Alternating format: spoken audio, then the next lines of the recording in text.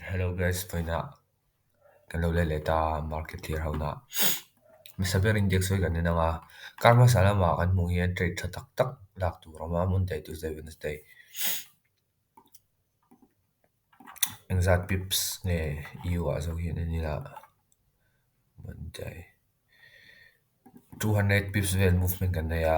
Tungkara po khat yeng em chu ka be se la ma se movement lian tham chu ka be se thau ni mo continuation kan mu ka be se ya. Ma saber index way kan en zone index way hi tu na hian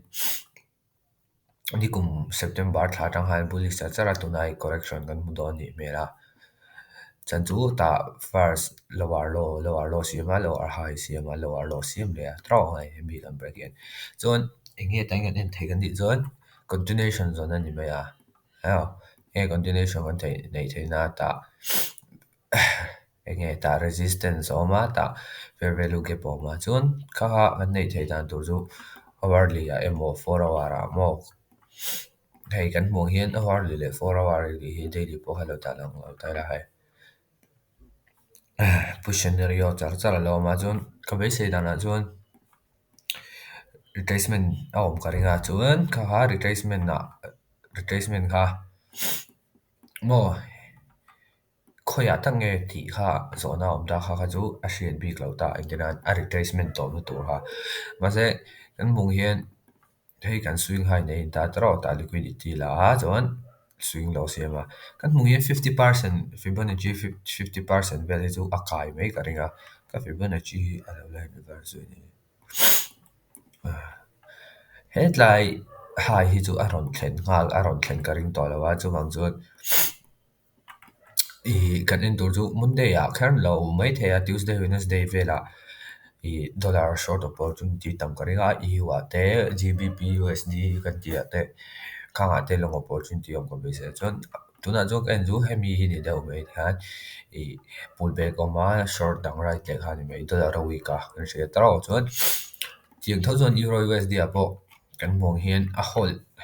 hold tran ta viwa hi ka be se dan chon 1.7 1.0760 thleng mai hi chu tu na market movement hian a chau thei ka ringa 300 pips bor vel ani chumo chu weekly a chu ning ma lo tuna hian hei reversal area omega draw first fair value ke po holta ke po mata a hold te a chon an be se dan chu higher price action kan nei a be se ma karle a en po market lo in honda ni se buy opportunity of zone group awa the kan lo hi share nga draw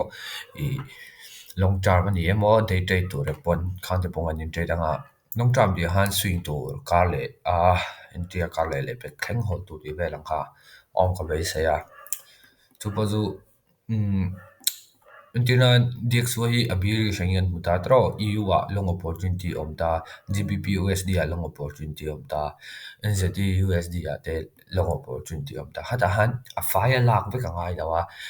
khoyang hi market structure thale khoya hiang nge ka trading idea lama kal thin ti kan mu zon khami pera han lak mai tur EU a hian trading opportunity tha ngwa ti in mu ve lo ni zon GBP USD a in mu ni zon GBP a han trading lak mai ka thani chuan tuna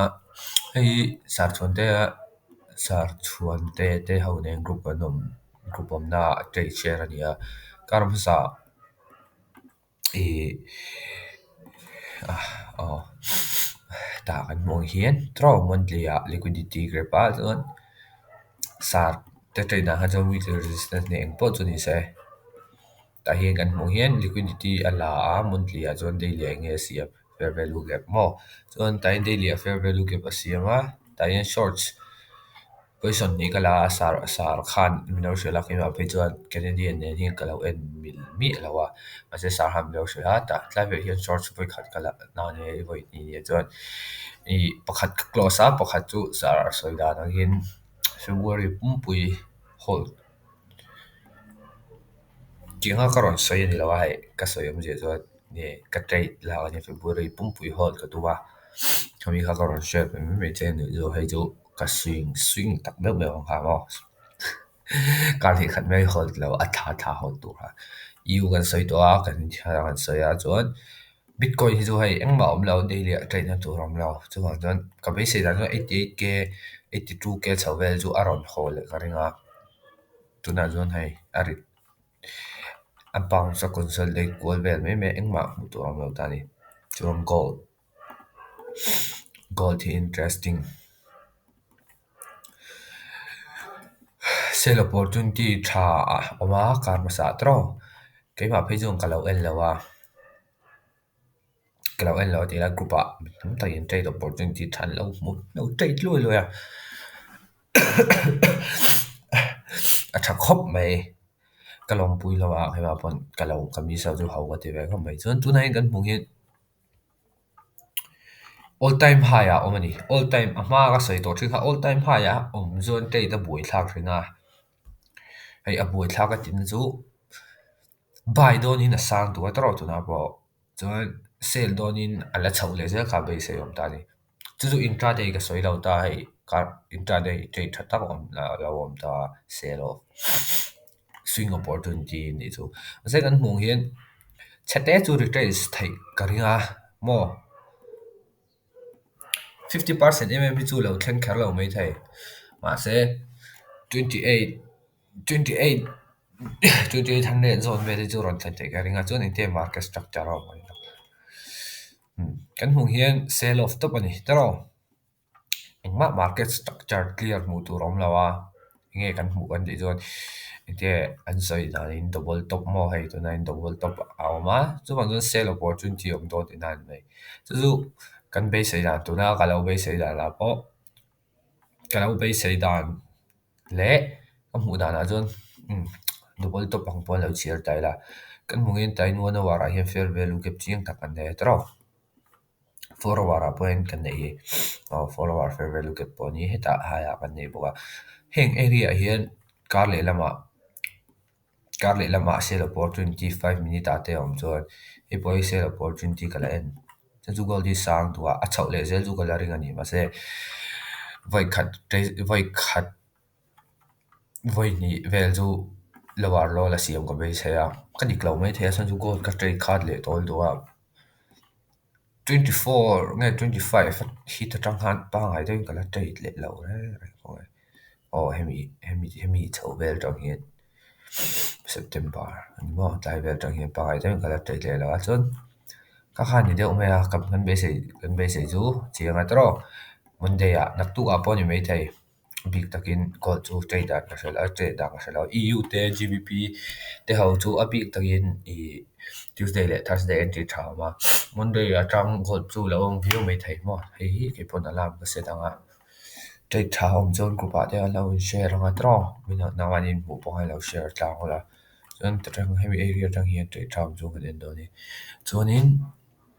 kan en le tur ho kan che pa lo request ka NZD USD hei poi Euro USD te ne same mo same ka ti om je chu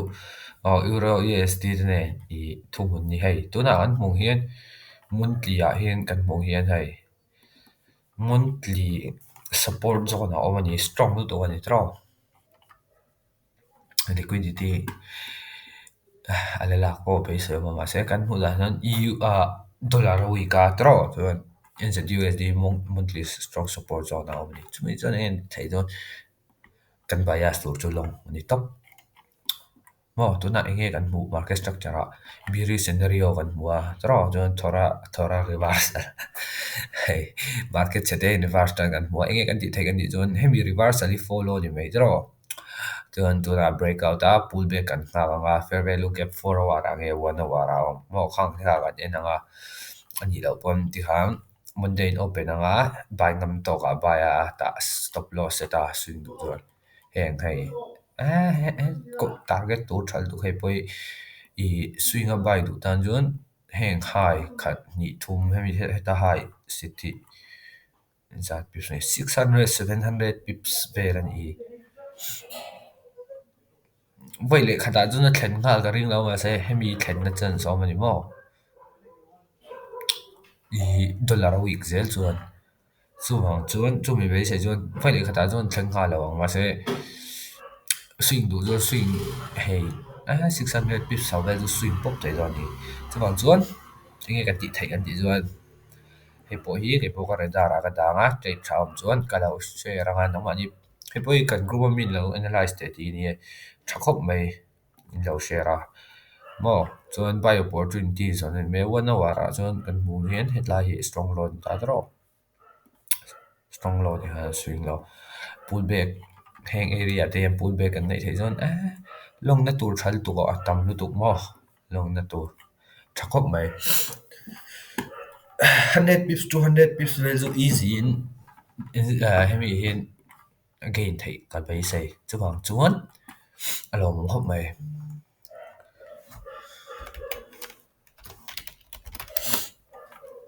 ai ang tlang ve ka ni tro jiu pai hol kan nga hol chu hol fa tai ta hin ni hol tak renga ta follow kan mua ta around reverse jiu pai ju an kan mu ye market structure hi amoil to ni kabiri spot da ni tro first of all kabiri spot ti han karma sa a analysis and chun in khachuan in rianga Monday hay Friday Sunday aga ti chuga zon I hi tain reaction kan mo nga dia kan mong hin Monday reaction kan mo nga ya mase Monday reaction kan ne Tuesday ya enge kan nei hal hei taki GU le EU poi bo na an soi lo Tuesday kan mong hin mo hai follow up per be lo ge paron ta cha reversal min pe nga mo apoi mo lutuk kami chuan ai kan reversal ta Wednesday a CPI news a continuation ma hai CPI po ha up predict thei chu ka lawa ma se market structure kan nei chuan a moi view ni kan ti song kha ti song kha ni deuh me a zon te nei chu comment a han so sel thei ho guys